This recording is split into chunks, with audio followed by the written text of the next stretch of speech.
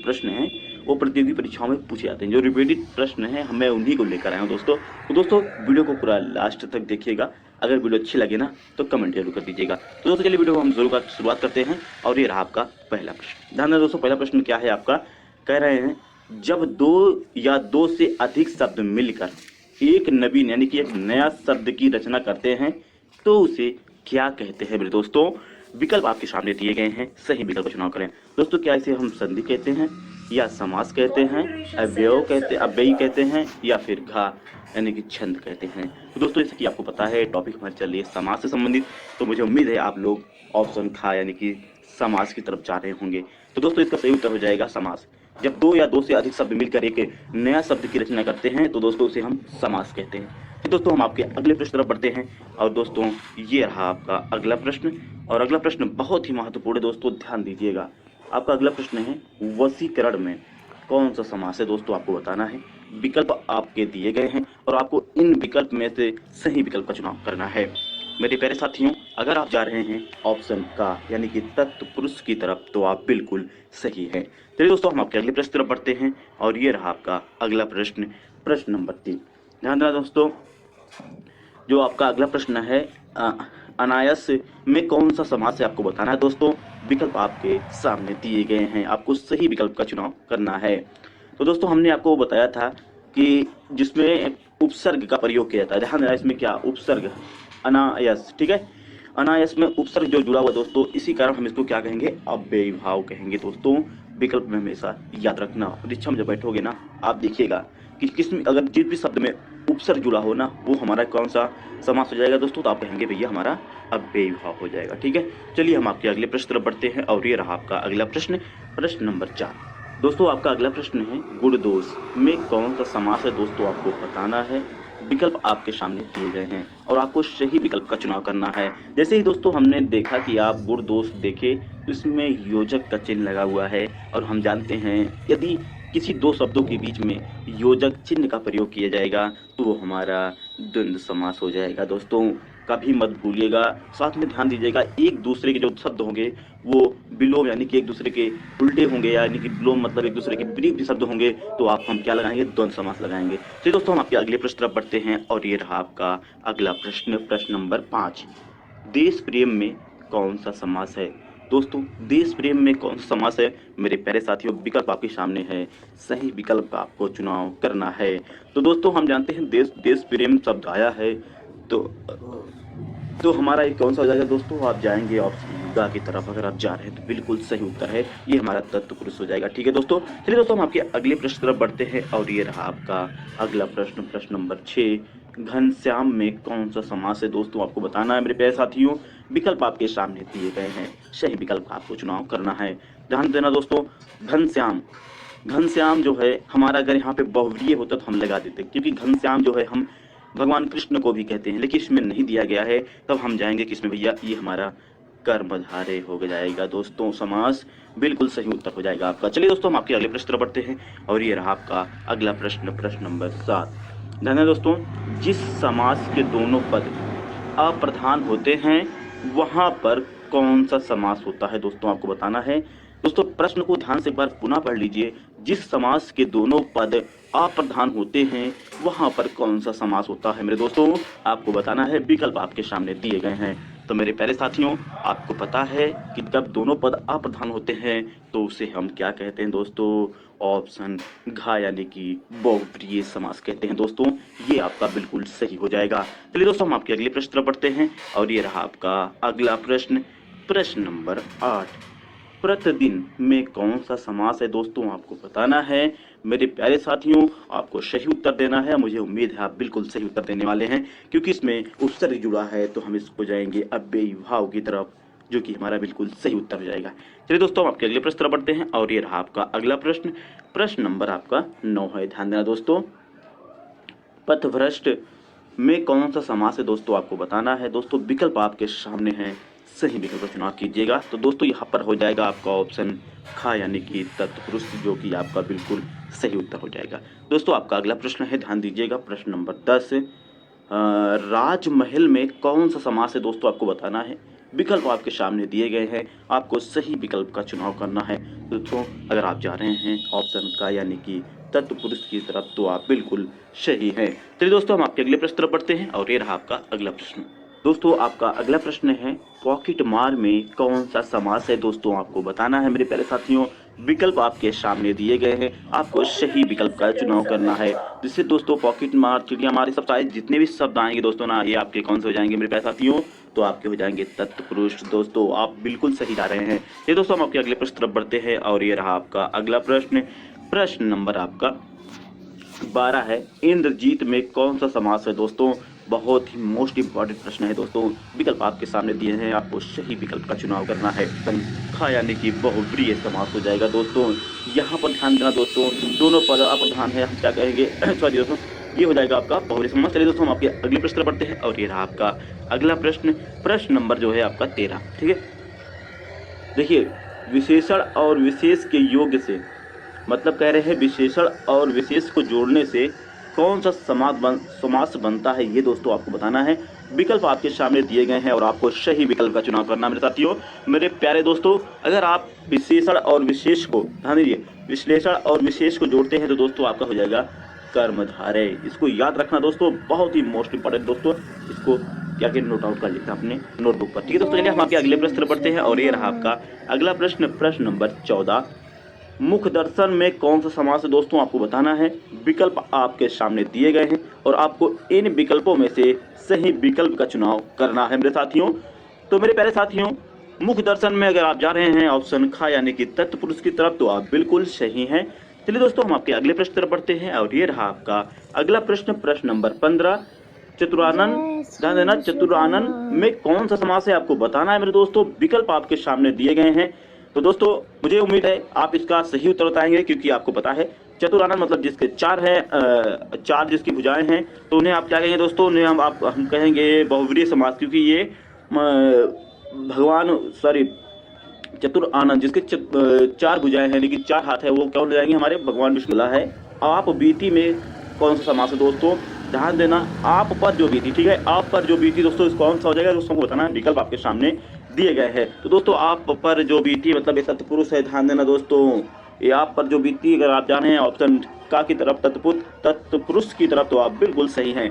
तो दोस्तों हम आपके अगले प्रश्न तरफ बढ़ते हैं और ये रहा आपका अगला प्रश्न। प्रश्न नंबर 17 है, देवासुर में कौन सा भैया समास है आपको बताना है। विकल्प आपके सामने दिए गए हैं, सही विकल्प का आपको चुनाव करना है। देखिए एक तो देव की बात कर रहा है, एक तो सुर की बात कर रहा है, ठीक है। इसको हम संविच्छेद करेंगे, क्या हो जाएगा, देव और असुर हो जाएगा। तो दोस्तों मुझे पता है जब भी एक दूसरे के विपरीत आते हैं तो हम क्या लगाएंगे भैया, हम लगाएंगे द्वंद्व समास।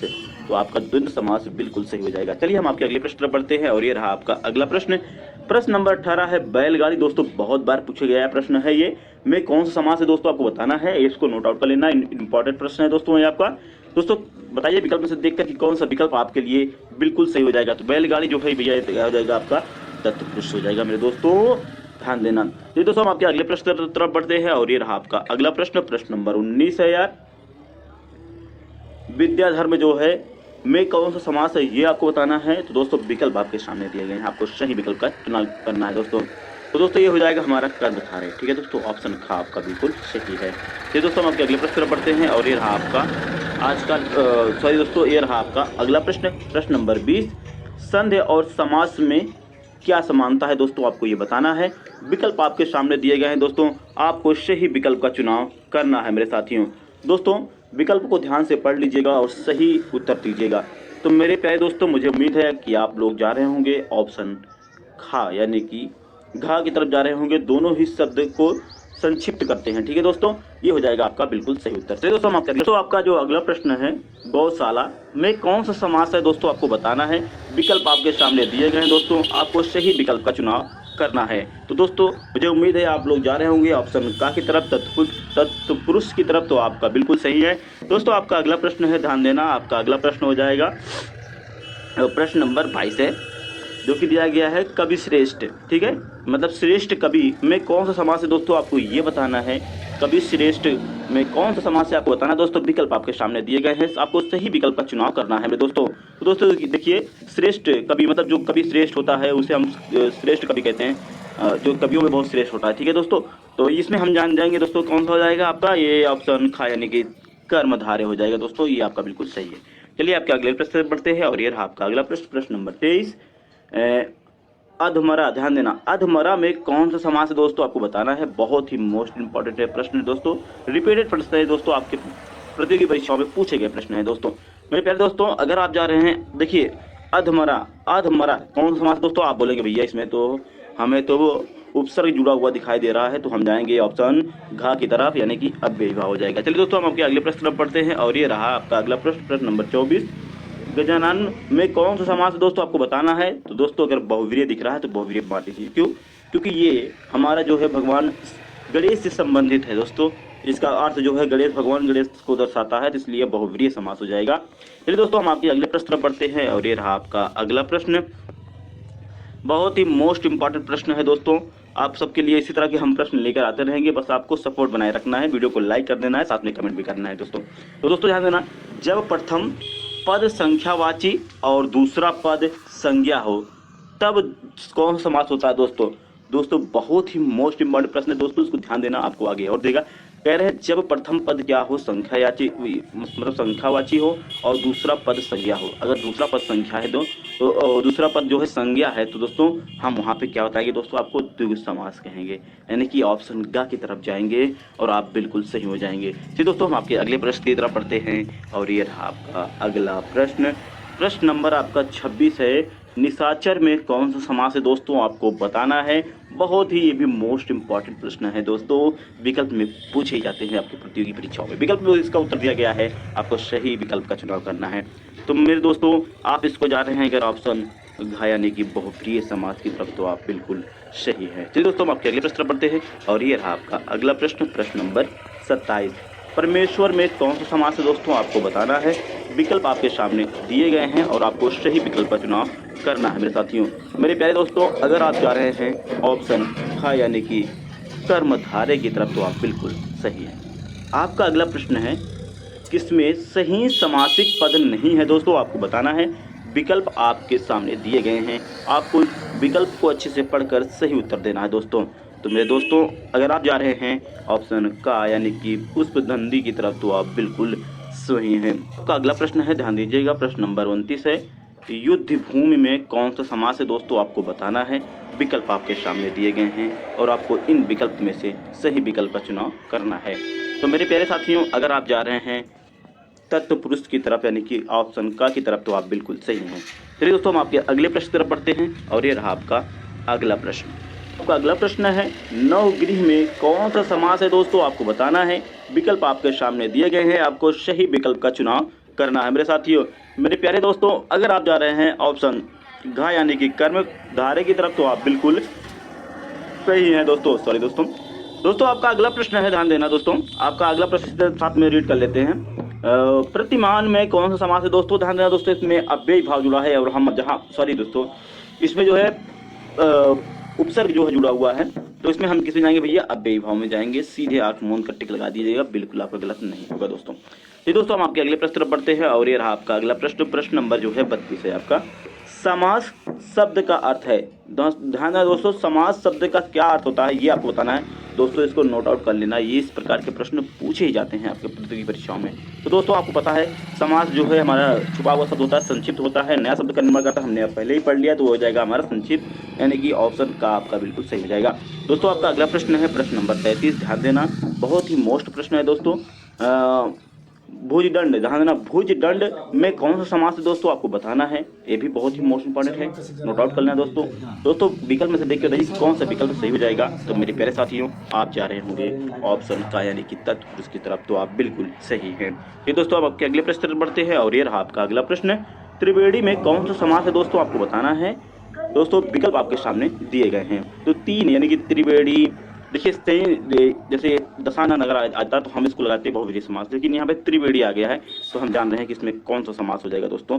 इसमें आप बताएंगे भैया हमने अभी पढ़ा यहाँ पे द्विगु समास हो जाएगा। इसमें संख्यावाचक शब्द है, दूसरा हमारा संज्ञा है, तो इस प्रकार से हमारा क्या हो जाएगा दोस्तों, ये द्विगु समास हो जाएगा। ठीक है, फिर दोस्तों हम आपके अगले प्रश्न तरफ बढ़ते हैं और ये रहा आपका अगला प्रश्न, प्रश्न नंबर 35। ये भी बहुत बार पूछा गया है, दीनानाथ में कौन सा समास है दोस्तों, आपको बताना है।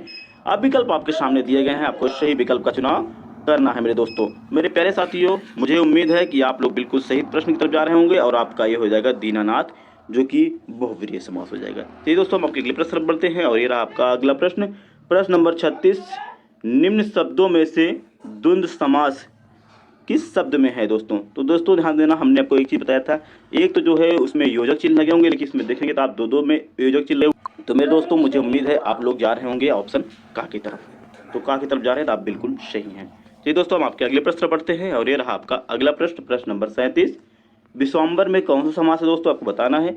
विकल्प आपके सामने दिए गए हैं। विश्वम्बर ध्यान है दोस्तों, जो भी देवी देवताओं से संबंधित प्रश्न आ जाए ना, वाक शब्द आ जाए ना, जान लीजिए वो कौन सा हमारा है, बहुव्रीहि, बिल्कुल आपको सही मिलेगा बहुव्रीहि दोस्तों। चलिए चलते हैं हम आपके आज के इस लास्ट प्रश्न की तरफ दोस्तों, जो कि 38 नंबर है।